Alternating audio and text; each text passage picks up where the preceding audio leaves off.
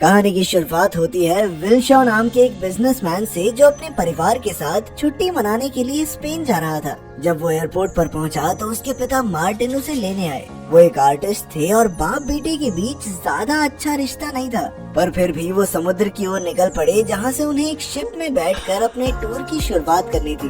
रास्ते में मार्टिन ने देखा कि विल हर वक्त अपने फोन पर ही लगा हुआ था। खैर, जब वो समुद्र किनारे पहुंचे तो विल की माँ लीजा और बाकी के परिवार ने उनका स्वागत किया। फिर रात को डिनर के समय पर भी विल लगातार अपना फोन ही चलाए जा रहा था, जिसे देखकर मार्टिन काफी चिढ़ गया। खैर, फिर अगले दिन मार्टिन पूरे परिवार के साथ समुद्र में अपनी कश्ती लेकर निकल गया, पर यहाँ भी विल फोन पर ही बिजी था और उसकी लापरवाही की वजह से विल के भाई जॉश की गर्लफ्रेंड डारा को चोट लग गई। तभी मार्टिन ने गुस्से में आकर विल का फोन समुद्र में फेंक दिया। अब विल भी परेशान था, इसलिए वो कश्ती किनारे पर लगाकर शहर में घूमने निकल गया। वहीं दूसरी ओर मार्टिन ने देखा कि एक छोटी कश्ती सुबह से उनकी बोट के आसपास घूम रही थी। इधर विल जब घूमकर वापस समुद्र किनारे आया तो वहाँ उसे अपनी बोट कहीं भी दिखाई नहीं दी। उसने आसपास के मछुआरों से पूछताछ की, मगर कोई जानकारी नहीं मिली। फिर लोगों ने उसे पहाड़ी के ऊपर जाकर देखने की सलाह दी, क्योंकि वहाँ से पूरे समुद्र का नजारा साफ दिखता था। अब विल तुरंत पहाड़ी के ऊपर गया और वहाँ से उसे अपनी नाव दिखाई दी। वो फटाफट तैरकर नाव के पास पहुँचा, मगर ये क्या, वो नाव तो बिल्कुल खाली थी। ये देखकर विल का दिल डूबने लगा, क्योंकि उसे एहसास हो गया था कि यहाँ पर कोई तो दुर्घटना जरूर हुई है। अब विल बिना समय गवाए शहर के पुलिस डिपार्टमेंट में पहुंचा और पुलिस से मदद मांगने की कोशिश की, मगर वहाँ किसी ने उसकी पुकार नहीं सुनी। और जैसे ही विल ने अपना पूरा नाम बताया तो फिर वहाँ पर हलचल हुई और सभी पुलिस वाले तुरंत काम पर लग गए। थोड़ी ही देर में विल और कुछ पुलिस वाले उस जगह पहुँचे जहाँ उनकी नाव खड़ी थी। अचानक विल ने देखा कि एक आदमी पहले से किनारे पर उसका इंतजार कर रहा था, और तभी विल को एहसास हुआ कि कुछ तो गड़बड़ है, इसलिए वो पुलिस से बचकर भाग निकला। तब पुलिस वाले भी उसका पीछा करने लगे और आखिरकार उन्होंने विल को धर दबोचा, मगर ऐन वक्त पर मार्टिन ने वहां आकर विल की जान बचाई। उसने सभी पुलिस वालों की धुलाई कर दी और फिर विल को साथ लेकर फरार हो गया। रास्ते में उसने विल को बताया कि वो कोई आम आर्टिस्ट नहीं है, बल्कि एक CIA एजेंट है। वो पिछले 20 साल से CIA के लिए काम कर रहा था। अब CIA का एक खास दस्तावेज उसके कब्जे में है, जिस वजह से उन्होंने मार्टिन के परिवार को अगवा कर लिया है। फिर मार्टिन को कैरेक नाम की एक औरत का फोन आया और उसने मार्टिन को मिलने के लिए बुलाया, लेकिन वहाँ जाने से पहले मार्टिन विल को अपने एक अलग अपार्टमेंट में लेकर आया, जिसके बारे में किसी को नहीं पता था। उसने वहाँ से कई हथियार उठाए और फिर डिएगो नाम के एक आदमी के लिए मैसेज छोड़ा।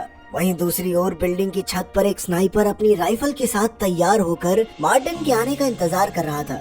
इधर मार्टिन ने विल से कहा कि कैरेक उसकी दोस्त है, पर फिर भी विल को अपनी सुरक्षा के लिए गाड़ी में ही रहना होगा। जब मार्टिन अंदर गया तो कैरेक ने उसे चुराया हुआ सूटकेस किडनैपर्स के हवाले करने को कहा, ताकि वो अपने परिवार को छुड़ा सके।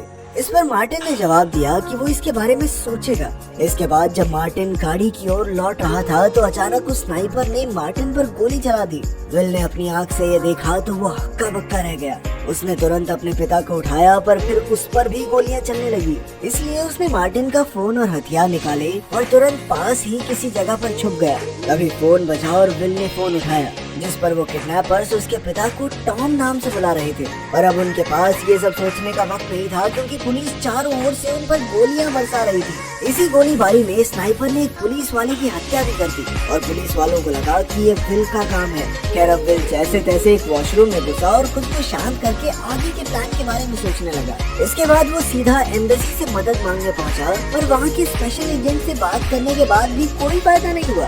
असल में एम्बेसी के पास मार्टिन शॉ नाम के एजेंट का कोई रिकॉर्ड नहीं था, बल्कि उन्होंने तो विल से ही कहा कि उस पर पुलिस वाले की हत्या का आरोप है और वो उसकी मदद के लिए उसे बस एक वकील दे सकते हैं। तभी विल को बताया गया कि नीचे उससे कोई मिलने आया है। नीचे जाकर विल ने देखा कि उसके पिता की दोस्त कैरेक उसका इंतजार कर रही थी। उसने विल को उसके बचपन की ऐसी ऐसी बातें बताई जो सिर्फ मार्टिन के किसी खास दोस्त को ही पता हो सकती थी। फिर कैरेक ने कहा कि उसने ही मार्टिन को जान से मरवाया है, क्योंकि मार्टिन ने उसे धोखा दिया था। जब कैरेक ने कहा कि वो विल को सब कुछ सच बता देगी तो विल चुपचाप उसकी गाड़ी में आकर बैठ गया। कैरेक ने कहा कि मार्टिन ने सूटकेस चुराकर गद्दारी की, इसीलिए हमें उसकी जान लेनी पड़ी। अब कैरेक चाहती थी कि विल वो सूटकेस ढूंढने में उनकी मदद करे। ये बात सुनकर विल ने तबीयत खराब होने का नाटक किया और फिर गाड़ी से बाहर निकलकर भाग निकला।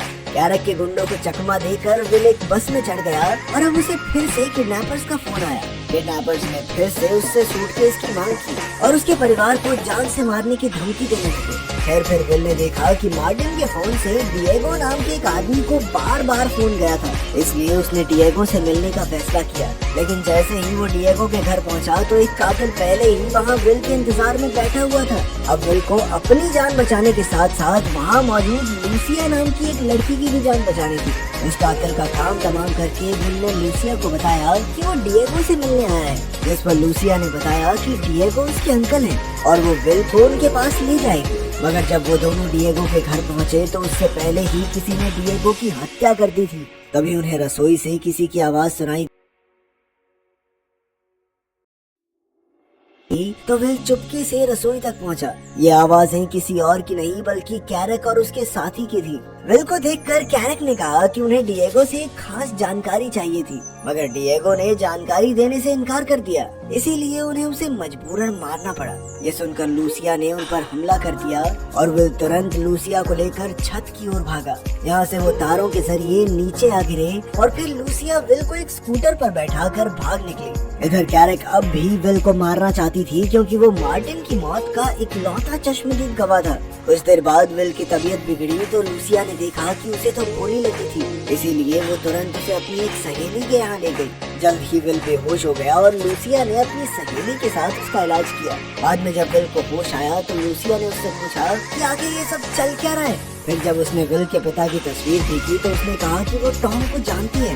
वो तो पूछने लगी कि तुम उसे मार्टिन नाम से क्यों बुला रहे हो। विल को लगा कि लूसिया मार्टिन की गर्लफ्रेंड रही होगी, पर फिर लूसिया ने बताया कि टॉम का उसकी माँ के साथ अफेयर था और असल में वो टॉम की ही बेटी है। ये सुनकर विल हैरान रह गया और फिर उसने अपने परिवार की जान बचाने के लिए लूसिया को भी साथ चलने को कहा।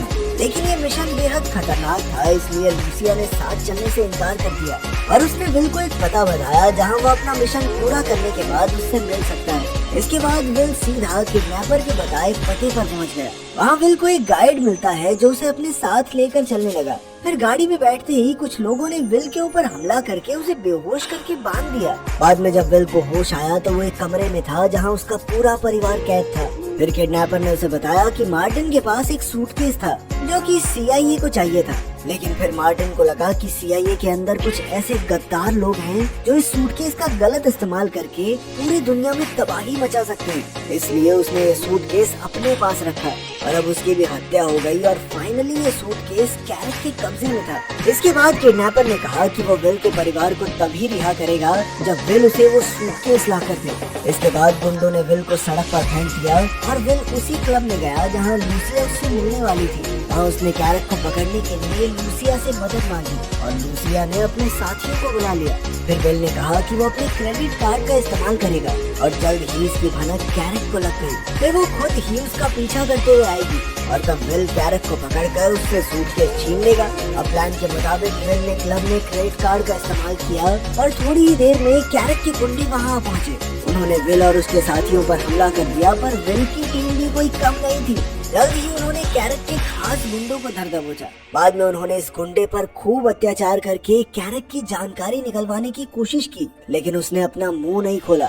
तब विल समझ गया कि इसे पीटने से कुछ नहीं होगा। उसने बाहर आकर अपनी टीम से इस गुंडे को रिहा करने को कह दिया। वो जानता था कि रिहा होते ही वो सबसे पहले कैरेक के पास ही जाएगा और हुआ भी बिल्कुल ऐसा ही। उसका पीछा करते हुए विल और उसकी टीम एक बेसमेंट में आ पहुंची। तब उन्हें पता चला कि आज कैरेक यहाँ सूटकेस को बेचने की डील करने वाली थी। अब विल धीरे से कैरेक की ओर बढ़ रहा था और लूसिया एक गाड़ी में बैठी थी। तभी किडनैपर्स की गैंग भी वहाँ पहुंची और उन्होंने लूसिया को जबरदस्ती बंदी बना लिया। वहीं किडनैपर विल से सूटकेस की मांग करने लगा। उन दोनों की बहस से कैरेक सावधान हो गई और अचानक उसने सामने वाली पार्टी पर गोलियां चला दी। अब वो खुद सूटकेस के साथ भागना चाहती थी, मगर यहाँ चारों ओर से धुआंधार गोलीबारी शुरू हो गई। इधर विल ने गुंडों का सामना करके लूसिया की जान बचाई, लेकिन फिर इसी मौके का फायदा उठाकर कैरेक सूटकेस के साथ भाग निकली। लेकिन विल भी तेजी से कैरेक का पीछा करने लगा और रास्ते में उसने कई गाड़ियों का नुकसान कर दिया। अभी एक चौराहे पर वो कैरेक की गाड़ी को टक्कर मारने ही वाला था कि अचानक कैरेक ने गाड़ी घुमा दी और विल की गाड़ी सीधा शीशे से जा टकराई। तभी कैरेक ने अफरा तफरी मचाने के लिए आम लोगों पर गोलियां चलानी शुरू कर दी। जैसे ही विल वहाँ से भागा तो कैरेक भी उसका पीछा करने लगी। जल्द ही उनके बीच जबरदस्त टक्कर हो गई और विल की गाड़ी सड़क पर पलट गई। विल को जख्मी हालत में देखकर कैरेक जोर जोर से हंसने लगी। उसने कहा कि अब वो सूटकेस छीनकर अपने परिवार की जान कभी नहीं बचा पाएगा। लेकिन अचानक पीछे से कैरेक को किसी ने गोली मार दी और तब विल ने देखा कि किडनैपर के गुंडे यहाँ आ पहुँचे थे। उन्होंने कैरेक को जान से मारकर सूटकेस चुरा लिया और फिर किडनैपर खुद विल को उसके परिवार के पास ले गया। रास्ते में उसने देखा कि मार्टिन बहुत ही बहादुर और शातिर एजेंट था और आज उसे विल पर भी नाज होगा। आखिरकार विल ने अपने परिवार को आजाद जो करवाया था। बाद में हॉस्पिटल के बाहर एक एजेंट ने उसे कुछ कागजात देकर कहा कि वो सीआईए में एजेंट बनकर अपने पिता की जगह ले सकता है, पर विल ने इससे इनकार कर दिया। फिर विल ने पूछा कि आखिर उस सूटकेस में ऐसा क्या था, पर किसी ने भी उसे सच नहीं बताया। फिर बाद में विल ने अपने भाई और माँ को लूसिया से मिलवाया। आखिरकार सबने उसे अपना लिया और अपने परिवार का हिस्सा बना दिया।